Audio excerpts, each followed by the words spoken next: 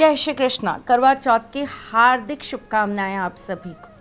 आप सभी के लिए ये त्यौहार बहुत सारा प्यार और बहुत सारा आशीर्वाद लेकर आए।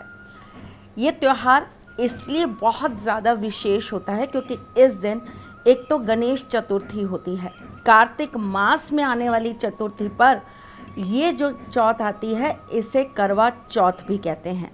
इस दिन माँ गौरा का आशीर्वाद प्राप्त होता है। माँ पार्वती से आप अपने अखंड सौभाग्य के लिए आप जन्म जन्मांतर तक अपने पति की संगनी बनने के लिए प्रार्थना करते हैं।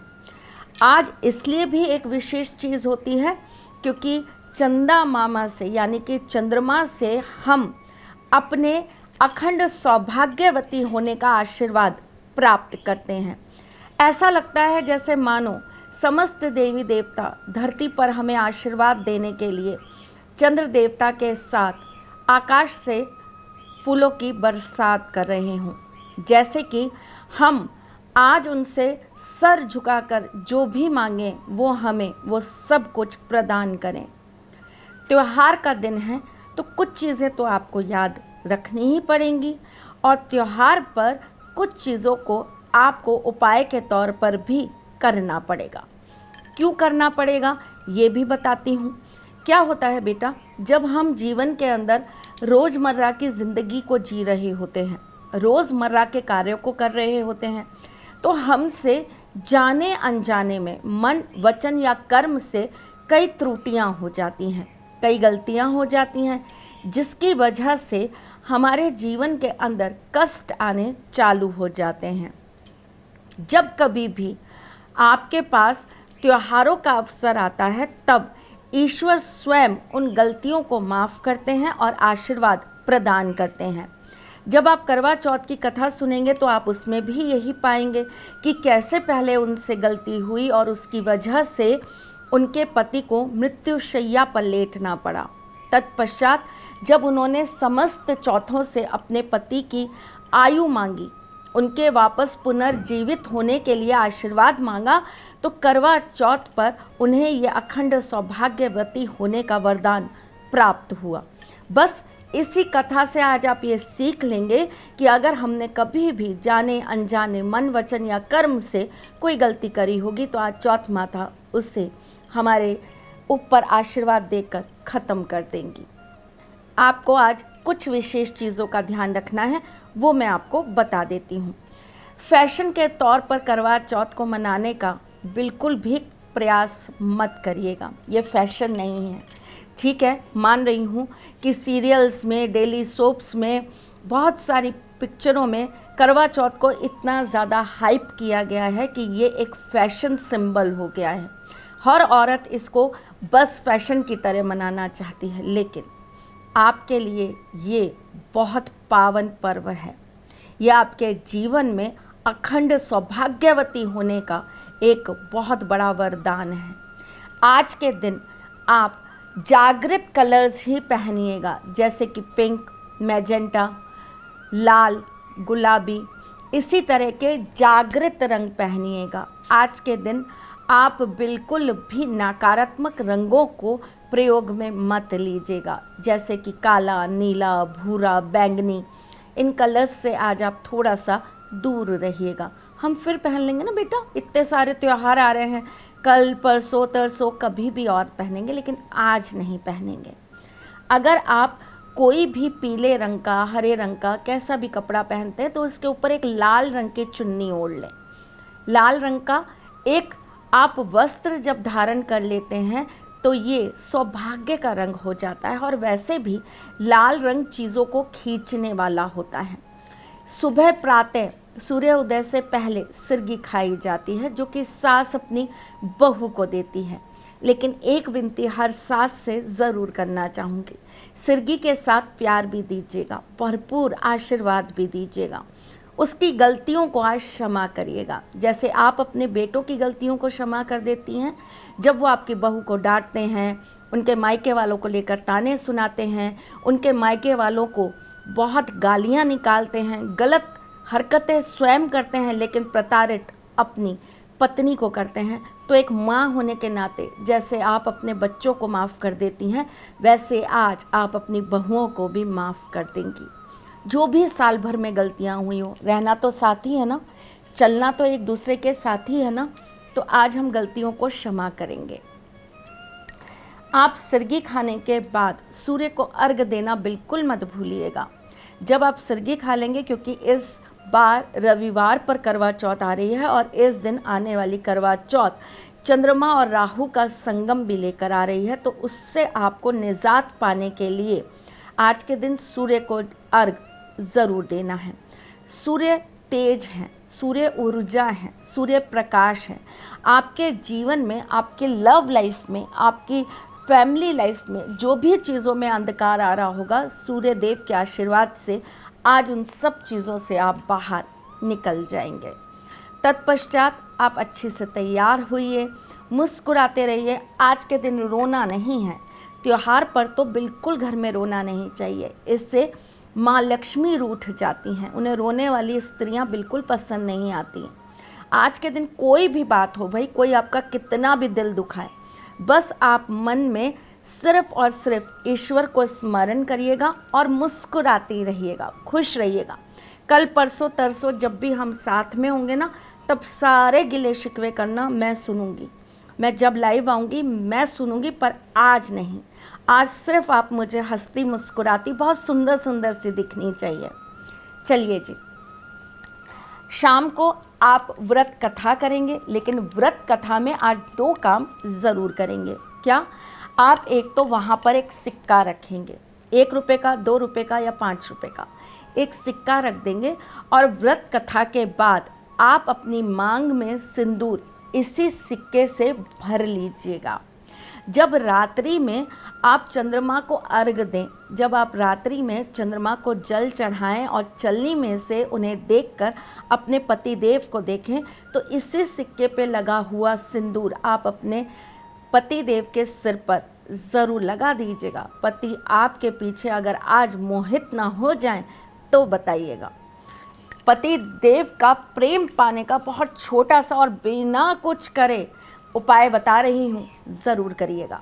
अगर आपके पति किसी और के साथ भी हैं, जिनके कारण आपके जीवन में बहुत तहलका है, बहुत ज़्यादा संग्राम है, तो आप क्या करेंगे? चंद्रमा को अर्घ देने के बाद आप वहीं पे खड़े होकर प्रार्थना करेंगे, उस स्त्री का नाम लेंगे और 7 बार बोलेंगे ओम फट ओम फट ओम फट। चंद्रमा से आप आज की रात्रि ये विनती करेंगे कि बस मेरे सुहाग पर मेरा अधिकार हो, मेरा पति सिर्फ मेरा हो, उसे कोई और मुझसे ना छीन पाए। अपने घर के मुख्य द्वार पर रात को सोने से पहले कपूर जलाना आज की रात्रि बिल्कुल मत भूलिएगा। अपने घर के मंदिर के अंदर आप आज एक लोटे के अंदर थोड़ा सा जल डाल के रख दीजिएगा और उसके अंदर कुछ चावल के दाने डाल दीजिएगा। अगले दिन सुबह आपको इसी जल से स्नान करना है। ऐसा करने से आपके जीवन की समस्त परेशानियां दूर हो जाती हैं। पति पत्नी के प्रेम को आज के दिन बढ़ाने के लिए अपने बेडरूम में रेड रोजेस ज़रूर रखिएगा, लेकिन नकली नहीं चाहिए, असली रोजेस चाहिए। चाहे एक ही रखिए, पर रखिएगा ज़रूर। गुलाब की पत्तियां रखें तो बहुत अच्छी बात है। अपने कमरे को बहुत अच्छी से सजाइएगा। देखिए, पति पत्नी के लिए उनका बेडरूम उनकी दुनिया होता है। पति पत्नी के संबंध में सबसे ज़्यादा कार्य और सबसे ज़्यादा भूमिका उनका कमरा ही निभाता है, क्योंकि वही एक सबसे बड़ी जड़ होता है उस रिश्ते को जोड़े रखने की। वही समय होता है जब आपका पति आपके पास, सिर्फ आपके पास होता है। उस कमरे को आज के दिन सजाना बिल्कुल मत भूलिएगा, लेकिन बेडशीट बिल्कुल भी काले रंग की, नीले रंग की, भूरे रंग की, डार्क कलर्स की बिल्कुल मत लगाइएगा। बहुत लाइट कलर की बेडशीट अपने कमरे में ज़रूर रखिएगा। रात को सोने से पहले एक लोटे के अंदर 7 काली मिर्च, 7 लौंग और थोड़ा सा कपूर डालकर सो जाइएगा। अगले दिन सुबह उठकर ये सारा का सारा सामान पानी के साथ बाहर फेंक दीजिएगा, लोटे को लाकर धो लीजिएगा। ऐसा करने से आप दोनों के बीच अगर मनमुटाव रहता है, अगर आप दोनों के बीच कड़वाहट रहती है, एक दूसरे से नोक-झोंक बहुत रहती है, तो ये सब समाप्त हो जाएगा। आज के दिन माँ गौरा के मंदिर में 9 लाल चूड़ियाँ और 9 बिंदियाँ ज़रूर दान करके आइएगा। आज के दिन माँ को लाल चुनरी चढ़ाना बिल्कुल मत भूलिएगा। कभी कोई गलती हो जाती है, कभी हमसे कोई त्रुटि हो जाती है, जाने अनजाने में, अज्ञानता में हमें पूजा का ज्ञान नहीं होता, तो हमें क्या करना चाहिए? मैं आपको एक बहुत सरल सा उपाय बता रही हूँ। थोड़े से चावल ले लीजिएगा, उसके ऊपर 11, 21 या 51 रुपये रख दीजिएगा।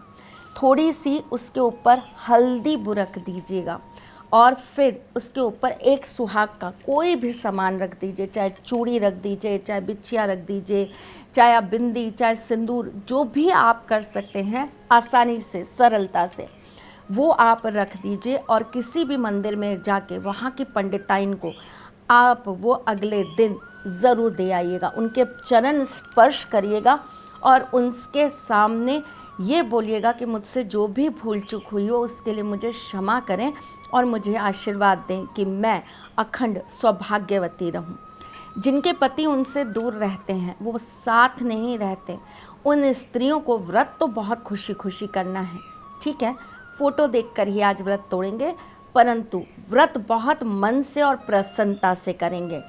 रात को सोने से पहले आप अपने हाथ पर लिख लेंगी श्रीम 5, श्रीम 5, ऐसा लिख, 5 नंबर बोल रही हूँ मैं, श्रीम 5, श्रीम 5, ऐसा आप किससे लिखेंगी? लाल रंग के पेन से लिखेंगी। ऐसा लिखने से एक तो आपके पति आपकी तरफ खींचते चले आएंगे और दूसरा आपको उनका प्रेम भरपूर प्राप्त होगा। आज के दिन जब आप शाम को पूजन करने बैठें तो आप अपने पल्ले से, अपने पल्ले का जो आपका ये छोर होता है ना, इस पल्ले से करवे को ज़रूर 7 बार इस तरीके से घुमाइएगा और उसके बाद इस पल्ले को अपनी दोनों आँखों पे लगाकर अपने मस्तिष्क पे लगा लीजिएगा।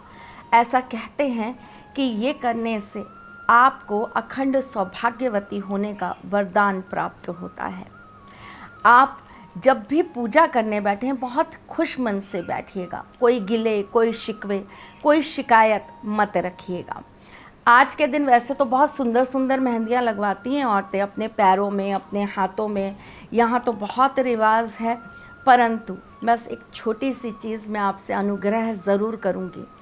आज अलते का बहुत महत्व होता है और अलता लगाने से आपके जीवन में पति का प्रेम भरपूर आता है।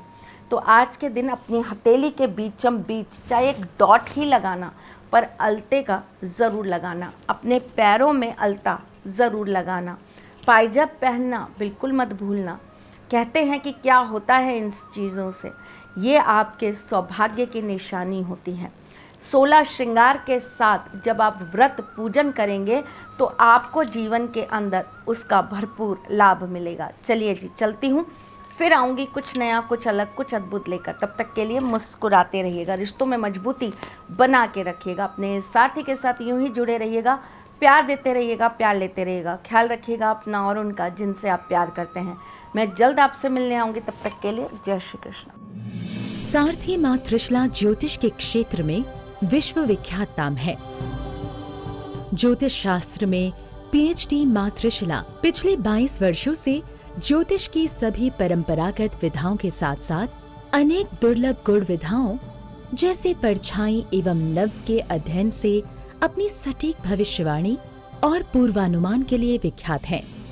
अपने उपायों द्वारा लाखों लोगों का जीवन संवार चुकी माँ त्रिशला लगातार 2016 से ज्योतिष विभूषण अवार्ड प्राप्त कर रही हैं। साल 2018 में उन्हें उत्तराखंड के मुख्यमंत्री त्रिवेंद्र सिंह रावत ने ज्योतिष विभूषण अवार्ड से सम्मानित किया था और साल 2016 में उन्हें राजस्थान में बेस्ट एस्ट्रोलॉजर के अवार्ड से नवाजा जा चुका है।